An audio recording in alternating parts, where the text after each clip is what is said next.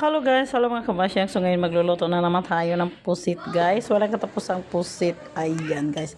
And then mag-ready na tayo ng bawang. Hindi talaga mawala ang bawang sa ating paggisa guys. And then isunod na natin ang ating kamatis. I-slice lang natin siya ng ganyan kaliliit guys. Ayan, para madali siyang madurog. And then isunod na natin ang ating sibuyas. Ayan, ganyan lang din ang pag-slice ng ating sibuyas guys.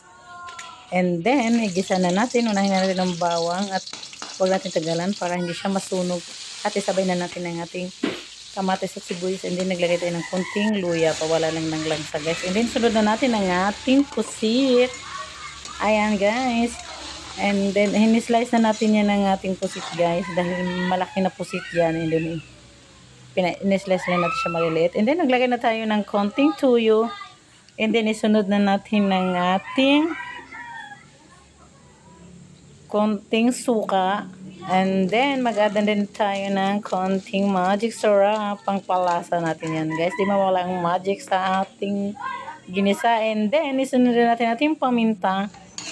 At halo-haloin natin siya ng konti. At maya-maya, guys, luto na yan. Dapat patuyuan na natin siya ng konti, guys. Para medyo lumambot na siya. At ayan na, guys.